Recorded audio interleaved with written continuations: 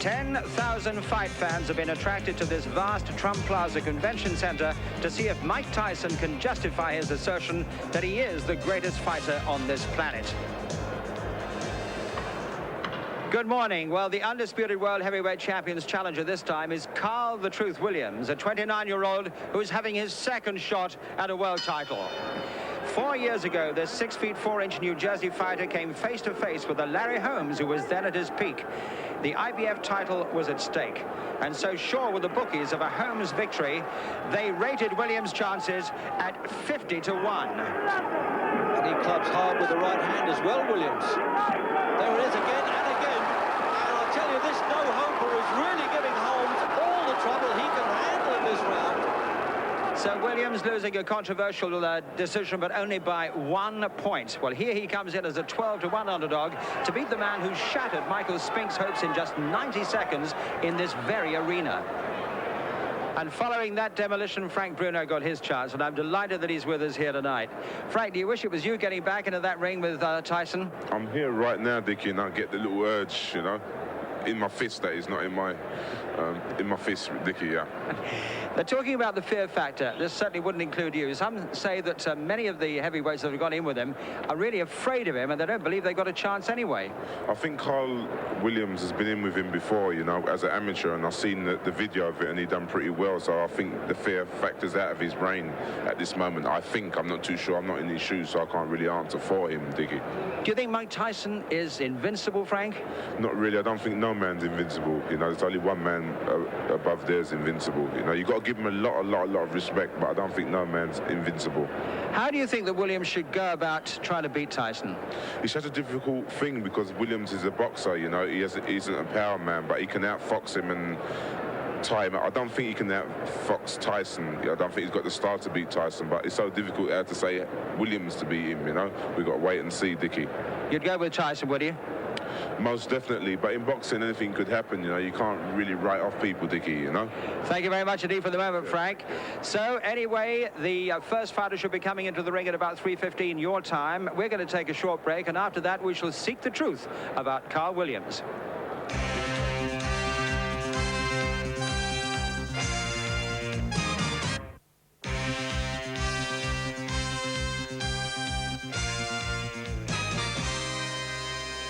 Welcome back to Atlantic City. Well, certainly the buzz of anticipation is intensifying here as we await Iron Mike Tyson versus Carl "The Truth" Williams. Williams drew in the ring in about 6 minutes' time. So now we can bring you a revealing insight into this man with this profile by Home Box Office.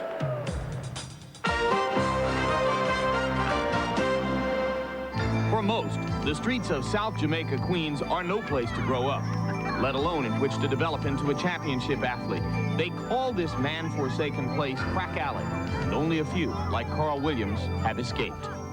Yeah, I used to tell you to come run with me, but you was into one thing and I was into another. Right.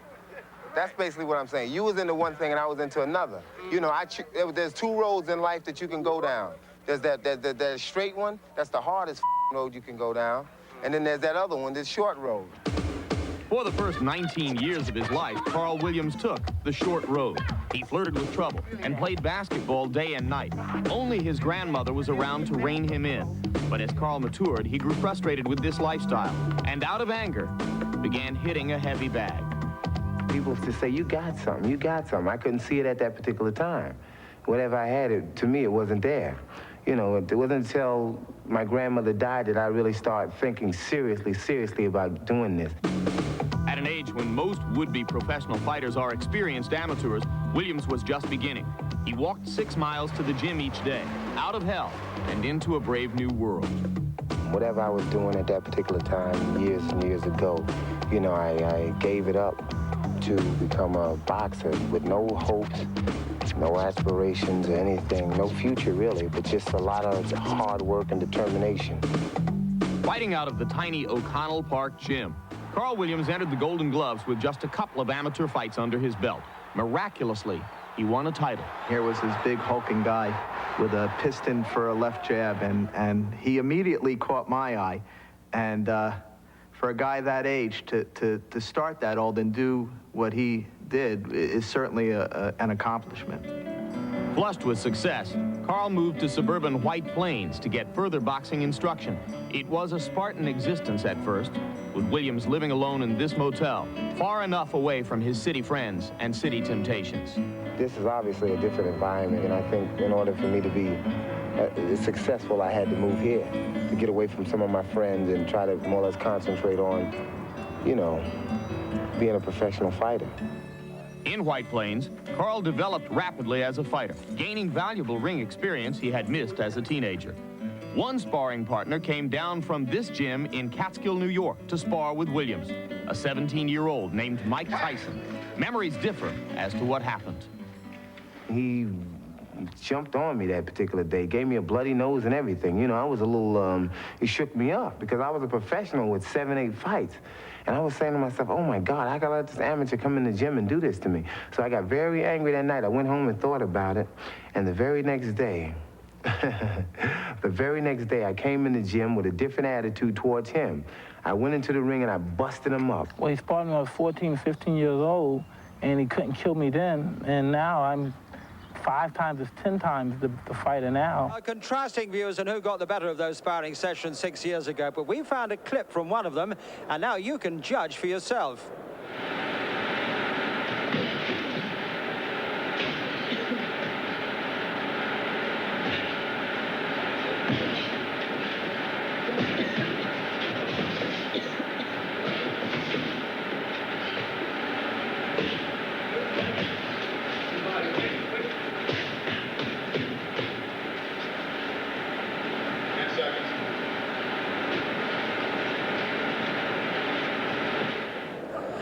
So, watching that clip with me, Frank Bruno again, and Jim Watt. Jim, is there any relevance from that clip to what we're going to see tonight, do you think? No, I don't think what happened in that sparring session really means anything. But what could have some bearing, Tyson tends to dominate and intimidate most of his opponents, so maybe the fact that Williams has already shared the ring with him several times, maybe he can draw some experience and some confidence from that. It's not a new experience, although it'll be a different experience tonight, maybe, but the actual spar itself doesn't really mean anything. Some experts are divided about Williams' chances. Some say that he's going to be brushed aside, and others say that he has the ability to stretch Tyson. I think a lot of that depends on his temperament. Can he cope with it, or will he freeze the way Spinks did? If he can keep himself out of trouble for the first couple of rounds, maybe get some sort of rhythm going. I think he has the talent, he has the height and the reach to give Tyson some problems, but definitely not enough to defeat him. Let me bring Frank in. We'll talk about the height and reach, because he really is probably about 6 or 7 inches taller, and he's got a hell of a big reach. How's Tyson going to handle that, do you think, Frank? I'm not too sure. I think he'll stay close to him, you know what I mean? For the first couple of rounds, as Jim said, he'll be onto him like a harbour shark, you know, right onto him and keep onto him. So it should be very interesting for the first couple of rounds, as if it goes that long. Do you think he has the ability to withstand the power of Frank Tyson? That really is the key to it all. Frank Tyson, Mike Tyson, not Frank Tyson, the old fast bowler. Well, I think the problem probably his chin is the big question mark. Williams has been shaken by Tillis. He's been shaken. He's actually been stopped by Weaver. So I don't think there's any way, if Tyson gets through, Williams can hope to take the punches. What he has to do is try to cut the punishment down, maybe smother Tyson's work. But if clean punches land on Williams' chin, then there's no way he can take them. Since he met you, he's put together an entirely new team now for Mike Tyson. Yeah. The Tyson team, as he called it, or Team Tyson. Do you think that's going to have any effect upon Mike Tyson? I think he feels at home with them. They're his old friends from Catskill Mountains, and Don King, as he classes a friend. As long as he feels contented in his heart, it's what he feels. No matter what anybody says about him, everybody's been talking about him from day one, you know, so he just blocks it all out, and as long as he's happy within his mind, that's what really counts. Would you agree with that, Jim? Yeah, I would agree with that. The main thing in Tyson's last fight with Frank, he had a lot of problems outside the ring, and he had to cope with those. So now, although maybe it's not the best preparation, I don't think he has the same distractions outside the ring that he has. He's probably in better shape, better frame of mind. So if he thinks the team is right, then the team is right. Well, I think he's going to be in. Carl Williams is going to be in the ring very, very soon.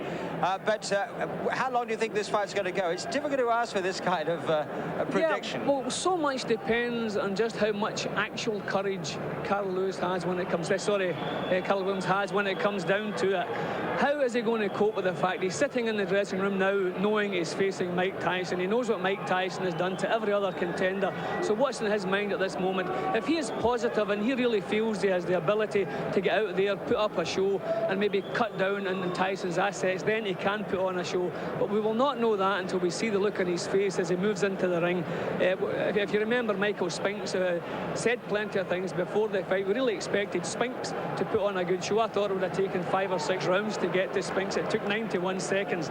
So I think a great deal depends on Williams' temperament. Well, here we see the man we're talking about now, Carl "The Truth" Williams, making his entry. This is the day he's been waiting for, and we'll soon be able to see just how well prepared he is.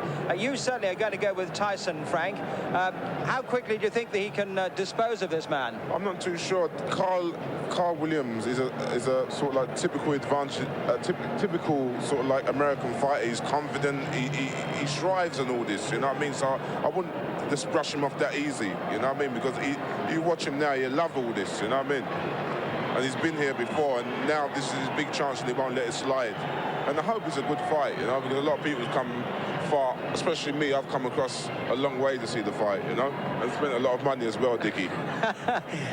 You were talking about Michael Spinks. When Spinks came into the same ring, Jim, he looked really quite terrified. I mean, he did look very apprehensive, didn't he? He had the look of a condemned man, which is exactly what he was. But thankfully, that's not the case with this opponent. You see, he's enjoying the occasion. He's putting on a show. He's loosening up. He's walking around the ring. I mean, Spinks didn't even want to take his dressing gown off when the time came. But this man looks a little bit different. He looks as though he's pleased to be there. So hopefully that'll carry on when the first bell sounds, and he'll give us a show. Hopefully 4, 5, 6 rounds. Well, I know it's about 4 years ago, but he did put up a tremendous show against Larry Holmes when Larry Holmes was at his peak. Yeah, that was a good show. That's probably his career best performance. A couple of shaky performances since then, but I think tonight he's going to have to do things that he's never done before. He's going to have to do things better than he's ever done before. Looking at him now, he looks as though he can rise to the occasion, but he's really going to have to produce something more special than he's ever produced, and hopefully he can do it, and we'll end up with a show. He's emerged from the same kind of background as Mike Tyson, Frank, a disadvantaged background, and he's really concentrated very hard on his career as a professional fighter. Yeah, I think so as well. I think this fight, Mike Tyson can make as many mistakes as he wants, but Carl Williams cannot make one mistake at all, you know what I mean, for this fight, not one at all. What's he feeling now? You've had this experience yourself, Frank. What is he feeling? It's so difficult. Sometimes you're just pumped up. You've been waiting for this for such a long time. You've been away from home. You're hungry. You're just concentrating and thinking about Mike Tyson, not worrying about the crowd, you know? He's a professional man. All professionals know what they've got to do. You see him pumping up himself now. Right, well, I think we're just about ready to see the undisputed world heavyweight champion, Mike Tyson. He's going to be coming through that exit any minute now. There's a terrific build-up of excitement here. And let us now join, here he is, let us join Reg Guttridge at ringside. Well, there's the man then that he really has taken this fight game by storm. The most talked about athlete of his time. Not always in his favour. I certainly agree with Jim Watt and Frank Bruno about the attitude of Carl Williams. On the other hand, well, he's talked a good fight, but let's hope he's not as good a pugilist as he is publicist anyway. This man, his definition of his body, I think, is a little better than I've seen him with Bruno last time. As Jim Watt said, he did have a few problems. He's coming at 15.9 1/4. He was only 15.8 actually for Bruno. 219 1/4. Just look at the team, Tyson. They really can't get to him closely enough. Almost like a towel poncho on there. There he is, throws it off. Meanwhile, Carl Williams, almost like a caged tiger there. It's a very humid time here in Atlantic City. But despite some adverse publicity, I mean, this fella is such a magnet. There's a referee, Randy Newman, former New Jersey boxer. He fought Joe Frazier, actually. And he's been refereeing quite a bit now in England. Glenn McCrory Lumumba and Dave McCauley and Duke McKenzie. So now, the talking's over, as always. And we've got Mike ready to rumble Buffer in there, waiting for his cue to introduce the fighters, as if they need introduction. Now, he's a big, tall guy, this Carl Williams. The nickname, The Truth, he gives you several versions of it, actually. And he says, he remembers he hit a fellow with a good shot once, and he went down, and he said, oh, he said, that punch, I tell you, that was the truth. That's kind of an in gag. It's not a bad nickname for him, actually.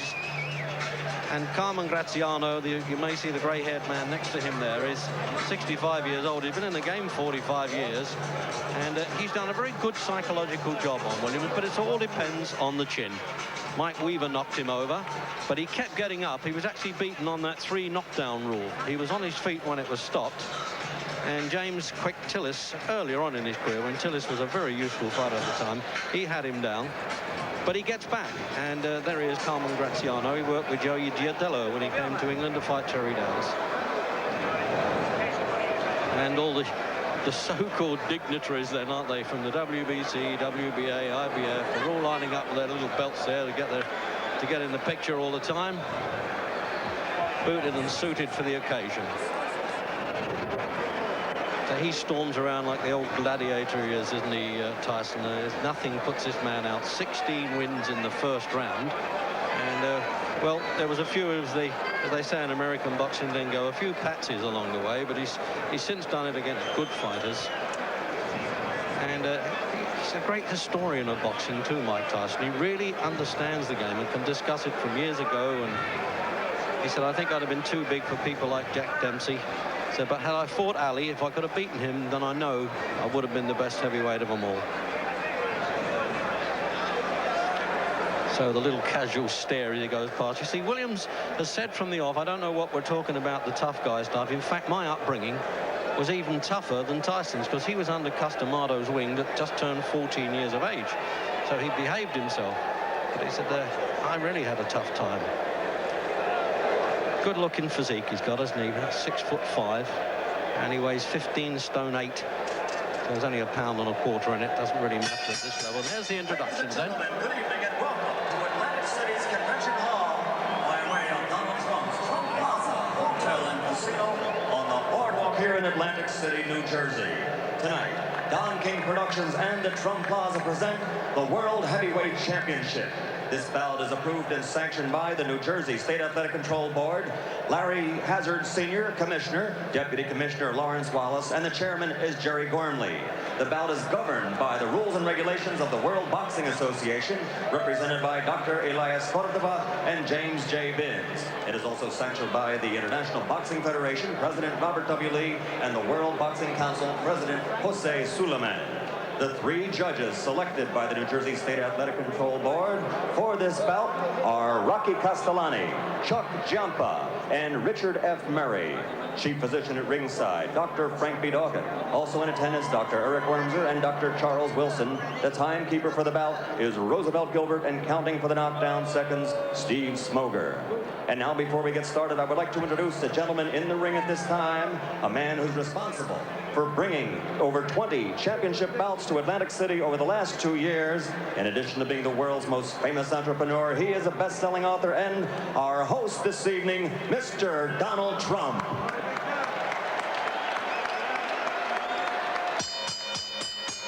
And now, ladies and gentlemen, from the Trump Plaza Hotel and Casino in Atlantic City, New Jersey, let's get ready to rumble! 12 rounds of boxing for the Undisputed Heavyweight Championship of the world.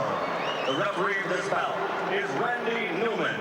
Introducing first, fighting out of the blue corner, wearing the white trunks with red trim, he weighs an even 218 pounds from Muskegon, New Jersey. His professional record, 22 victories against only 2 defeats, 17 knockouts to his credit, and 14 of those 17 KOs within 5 rounds or less. Ladies and gentlemen, the #1 heavyweight challenger in the world today, Carl the Truth Williams.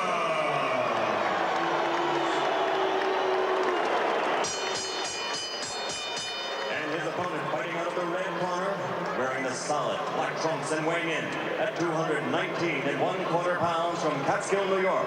His professional record is unblemished with 36 consecutive victories, 32 knockouts, 28 KOs in 5 rounds or less, and 16 in the first round alone.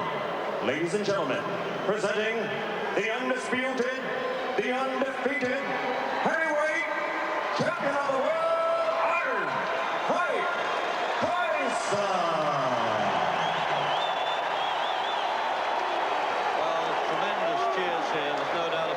Such a popular fighter, Mike Tyson. Now, there's been a sort of high lemming content, really, in most of Tyson's challenges. Let's see now how can this fella really cope with him? Can he use his boxing ability, which we saw on ITV when he fought Larry Holmes? It was a very good performance and a very close loss indeed to Holmes, who then had quite a lot of fight left in him. So clear the ring, and those officials know how to get out of there when trouble starts. But good heavyweight referees, he can handle these fellas okay, strength-wise anyway. He'll rush straight across here, Tyson, that's a certainty.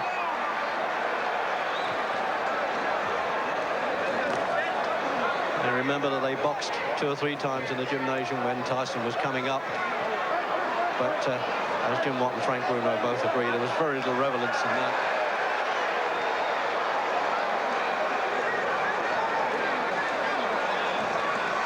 Oh, standing there. He wants to trade with him, Williams. I'm not sure that's good business.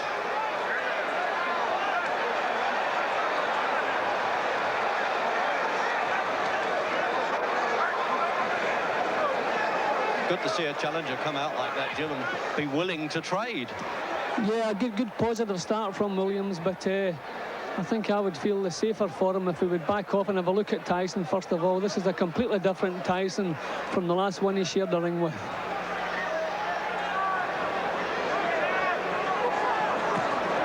Eight championship fights, remember, Tyson. 7 have been covered by ITV.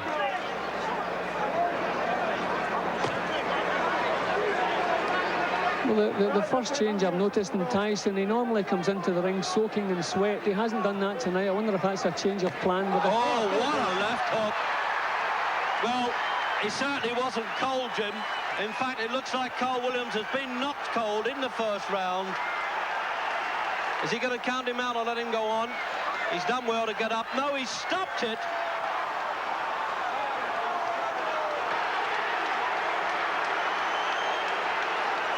Well, there's some booing going on, but they didn't take that punch. Carl Williams is arguing. He got caught with a peach of a punch there, and, well, at least he's got a cuddle afterwards, Jim. Now, nobody really could have expected that. Well, I didn't have my watch going at that point because it only just started, obviously. And I wonder if that's beaten the Michael Spink's 91 seconds. It wouldn't surprise me if it has, Reg, but we knew the challenger's chin wouldn't stand up to it. He had to keep his chin out of distance, and he chose not to do that. He chose to stand and show everyone how brave he was, and it's worked against him. The first clean punch that landed has not come out of there. Well, I'd make that, Jim, about 1:20. Just, he's having an argument with him, Carmen Graziano, the trainer. I think you should have let him go on. Well, I think the referee did the right thing because Williams stood up and he just stood there looking, and you could see his legs had gone. He hadn't really moved. He didn't put his hands back up. It didn't look to me as though he could have continued. Another couple of punches could have done serious damage. The referee was closer than anybody, and I think he did the right thing. Well, he's saying I'm okay there. I mean, I'm always on the referee's side, Jim, and obviously you've been in there and tasted it. Now, let's have another look at this now. Well, it was a beautiful punch, bang on the chin. Now you can see the way he goes down, first of all, loses all control. Then you can see the actual time he took to get back up onto his feet again. Yeah, there it is there. He's got the left hand that he was talking about, but the way he slips inside is he's such a good defensive fighter, Tyson. People forget that. They just think he's a ring animal. He's got a lot of ability to go with that. So Once more. That punch too, couldn't have landed in a better spot, and you get the full turn of the shoulders, the hips, bang onto the chin. That was a beautiful punch, and the way he went down, you could see there was no way he could throw the effects of that. I mean, people like Larry Holmes could recover from a punch like that, but unfortunately not Williams. Well, normally in the first round, they have a chance of getting over it. Certainly Michael Spinks didn't. But as I said, this fella's recuperative powers have been good in the past, but he was nailed there, and I've got to be on Randy Newman's side there. It's better to always have that compassion. There's enough knockers of the fight trade anyway without letting this fella take some more stick. But the crowd are unhappy, and I don't blame them at $500 a piece at ringside, and he doesn't like the look of that, and he's arguing with him again.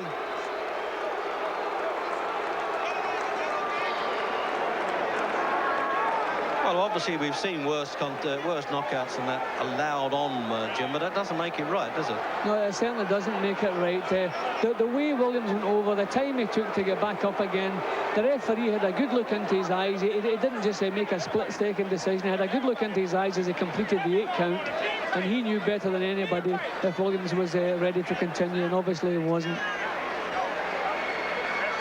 Well, the thing with Tyson, let's face it, he doesn't only dominate the heavyweight division, he's decimated it as well.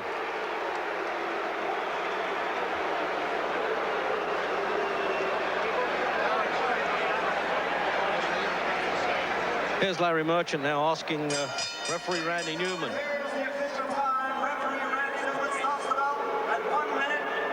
Standing up, he was leaning against the ropes. I asked him a question, a very simple question. How do you feel? Not for the answer, but to see how he responded. His eyes were blank, his expression was blank, he had no answer. Is there any chance that he misunderstood what you wanted him to respond to? I don't think so. Let me tell you why. He's had a lot of professional fights and a lot of amateur fights. When a fighter is knocked down, and I had 38 fights, when a fighter is knocked down, the first thing he wants to prove when he gets up to the referee is that he's in good shape. Number 1, he wasn't standing on his feet, he was leaning on the ropes. Number 2, he couldn't answer me, and number 3, his eyes were dead. Thank you very much, Randy, and now back to ringside. All right, thanks very much, Larry, and thank you for pointing out that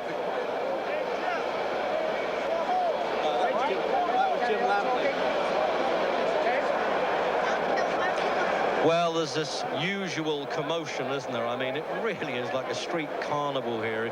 They look as though they've all invaded from the famous boardwalk along here, where people walk up and down when they've done their money, I suspect. And everybody wants to be in the ring in the fight game these days. At least the photographers are playing the game and staying out.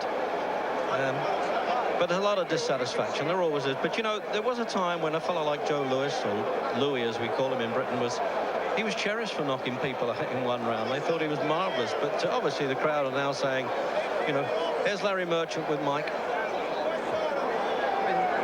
From your point of view, did you see him really dazed? Well, no, I noticed my trainers would tell me we were slipping and hooking. So when we slip, because usually I come in that slip and I get in there, and that's the hardest part, getting in there, and I never threw the punch. And so we were practicing like a slip. So you're in there, instantaneously, bing, throw the punch. And I did, I was successful. What? Were you surprised that he stayed on top of you as much as he did, that he didn't try to move? Oh, I loved it. I loved it. I just knew it took it just with a matter of time. I loved it. So you knew that as soon as he was doing that you were going to get a clean shot sooner or later. Exactly. And my punches were accurate and pinpoint. And I knew eventually I was going to get him. He has a reputation for getting hit with left hooks. Were you looking for that opening? No, I was very confident. I wanted to hit him, catch him with a good right hand. Believe me, my right hand is my favorite punch, but I never catch anyone with it. You know, it's my best punch, and I always hit guys with left hook. All right, we're going to try to take a look at the where's the monitor? At the monitor, if we can find it, so that we can determine what happened. Champion now. All right. Okay, it was a clean left hook. Did you? I mean, you sparred with him years ago. We know that it didn't mean anything. Were you surprised that he went so fast? Well, no, I knew if I catch someone clean, they'll go, regardless who they are. But you know, when the referee he hit him with a shot, it looked like he was able to get up. But I guess the referee called what he saw, because I didn't think he was hurt that bad. But I know I hit him with a clean shot. Speculate for me. How long would it have taken you to get him down a second time if the fight went on? Oh, no problem. I'd have been all over him. Maybe it's better that the referee did stop early. I would have been all over him. That's when I'm most dangerously, when I know I have someone hurt.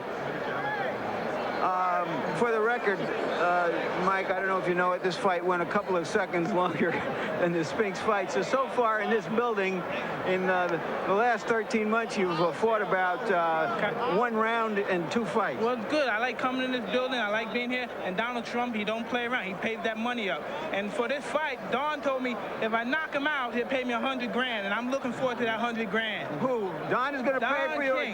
Don King, yeah. $100 grand for a knockout. All right, we all want to be there when that happens. When is this going to happen? Right, at the post-press conference. You give me? Oh, yes. My church can use some of that money. Yes. All right. Reverend Henry J. Payton, Holy Trinity Baptist Church. No doubt. Let's talk about, all right, now let's talk. You've talked about being in control of your career. Tell us what you think is next. Who is next? Well, I'm just taking it one step at a time. I'll fight anybody. You know what I mean? I don't discriminate from anybody. I'm the best fighter in the world, and there's no man that can beat me. Does this mean that Holyfield is or is not your next opponent? Well, he's in my future, but I don't think he's in my immediate future. But come on, Holyfield, don't matter. That's kids play. So you think that you'll fight Holyfield like early next year, and you may have 1 or 2 fights before then? Most likely, but you know what I mean? If they can discuss our things with their people, we can fight in 2 weeks, 3 weeks. He caught a quick knockout. I got a quick knockout. We both still need to work. We didn't get any work. All right. Jose Ribalta was one of the fighters being considered for your next opponent, and he had a dreadful outing in a preliminary tonight. Did that eliminate him? Well, it looks kind of dreary for him, but you never know. If he have a couple more fights and he cleans up his act, he's always a good prospect. What about Douglas, who looked a little better, if not great, in another preliminary? He's been mentioned as a possible opponent. I take all comers. I don't duck any man. Can we assume that Michael Dokes is one of the prospects? All comers. Come one, come all, because nobody can get close to me. They're not even close. I'm the best fighter in the world. There's been discussions that today people from Israel have been offering you money to come and fight there. You've been reluctant to go abroad. Do you think that as a world champion, as someone who says, I'm the best man on the planet, that you will start to fight abroad? Well, eventually we'll do that, you know what I mean? But like you said, I'm not in a hurry to leave my country. You know what I mean? I love my country. I'm not in a hurry to leave anywhere. But you know what I mean? If things are right, I'll fight anyone. And then...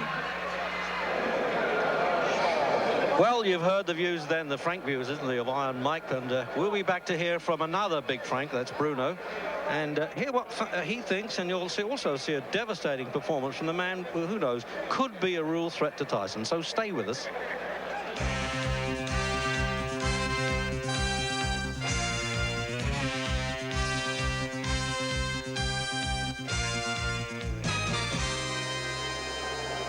Welcome back to Atlantic City, and I certainly didn't think we were going to use this camera quite so soon, but when, as Tyson says, you're the best fighter in the world, anything can happen. Here are the two men who were ringside. Frank, let me first of all ask you, do you have any quibbles with the referee's decision there to stop the fight? It's so difficult, Dick. You know, if the referee would have let it go on and he would have took some more serious blows, then, you know, we would have said it's bad for boxing. The referee done what was right at the time, and I think it was right at the time to stop the fight. You said to me just a short while ago that he looked a bit dicey, actually, at the end of the count. It was a little bit dicey, and I mean his legs when he got up, but if the referee would have let it go on against a guy like Tyson, then everybody would have started moaning, you know.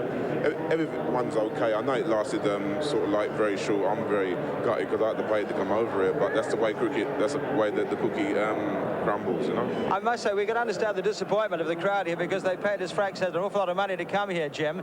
But would you have any, in fact, I think you said that the referee was right in doing what he did. Yeah, I think he was right. The referee took his time about making the decision. He was looking into Williams' eyes as he completed the count. He gave a second or so when the count was completed. He actually asked Williams, was he okay?